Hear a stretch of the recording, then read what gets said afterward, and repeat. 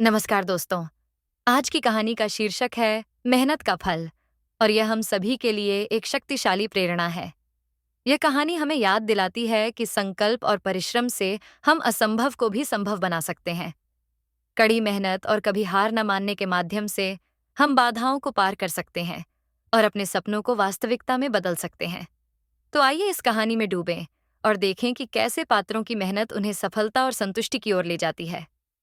आनंद लें। नायडू बाबू एक धनी जमींदार थे जो शहर में रहते थे। उनके गांव की बड़ी जमीन का देखभाल उनका मैनेजर मनु करता था। नायडू बाबू नियमित रूप से अपने फसलों की बढ़ती को देखने के लिए गांव आते थे। अपनी एक यात्रा के दौरान उन्होंने देखा कि एक और खेत में धान की फसलें बहुत अच्छी थीं। हैरान होकर उन्होंने मनु से पूछा कि इस खेत की फसलें उनकी खुद की फसल से बेहतर क्यों हैं। मनु ने जवाब दिया, साहब, इस जमीन की मिट्टी बहुत उपजाऊ है। नायडू बाबू ने मनु को उस खेत के मालिक को तुरंत बुलाने का निर्देश दिया। ये जमीन विजय नाम के एक मेहनती किसान की थी। मनु का संदेश मिलने के बाद विजय नायडू बाबू के सामने उपस्थित हुआ। विजय, मैं तुम्हारी जमीन खरीदना चाहता हूं। इस जमीन की कीमत बताओ, नायडू बाबू ने कहा।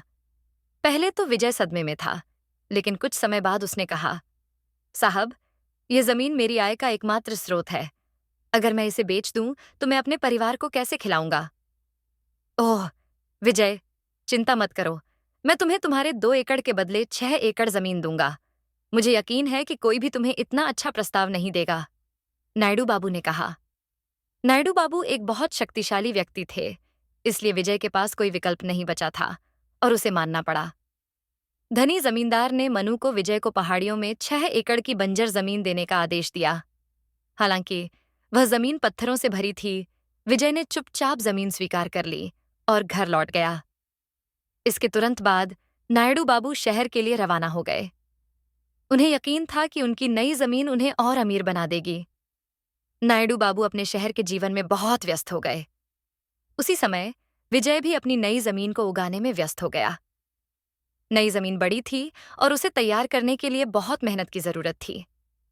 1 साल बाद नायडू बाबू गांव आए। जब वे अपनी नई जमीन के पास से गुजरे तो उन्होंने देखा कि वहां कोई फसल नहीं थी। दूसरी ओर विजय की जमीन में सुंदर केले और चाय के बागान उग रहे थे। नायडू बाबू बहुत निराश हुए। उन्होंने तुरंत मनु को बुलाया और स्पष्टीकरण मांगा। मनु ने जवाब दिया, साहब, जब आपने विजय की जमीन बलपूर्वक ली तो वह बहुत गुस्सा हुआ और उसने आपकी नई जमीन पर जादू कर दिया। इसी कारण आपकी फसलें कीटों द्वारा नष्ट हो गईं। विजय को फिर से बुलाया गया। तुमने मेरी फसलों पर जादू किया है। क्या तुम्हें पता है कि मैं तुम्हें गांव से बाहर निकाल सकता हूं? नायडू बाबू चिल्लाए। विजय ने बहुत ही नरम स्वर में कहा, साहब, मुझे कोई जादू नहीं आता। मनु आपको झूठ बोल रहा है। मेरी फसलें इसलिए अच्छी हुई हैं क्योंकि मैंने उन पर मेहनत की है। मैंने सबसे पहले बड़े पत्थरों को हटाया और 2 कुएं खोदे ताकि जमीन सहारा दे सके। मैंने मिट्टी का अध्ययन किया और निर्णय लिया कि किस प्रकार के पौधे उगाएं। मेरी पत्नी ने मुझे जमीन तैयार करने और खेती में मदद की। मेरे बेटे ने पौधों को पानी देने और निराई में मदद की। मैंने नियमित रूप से खाद और उर्वरक डाले।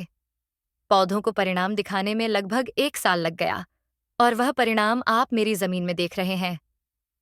उन्होंने आगे कहा, आपकी फसलें इसलिए विफल हुईं क्योंकि उनकी देखभाल करने वाला कोई नहीं था। नायडू बाबू को एहसास हुआ कि उनकी अनुपस्थिति में मनु ने उनकी जमीन पर काम नहीं किया था। अपनी आलस से छिपाने के लिए उसने विजय को दोषी ठहराया था। नायडू बाबू ने विजय से माफी मांगी। उन्होंने समझा कि विजय अपनी मेहनत का फल भोग रहा था। फिर उन्होंने विजय से अनुरोध किया कि वह नायडू बाबू के धान के खेतों की भी देखभाल करे। अगर आपको यह कहानी पसंद आई हो तो कृपया लाइक और सब्सक्राइब करें। धन्यवाद।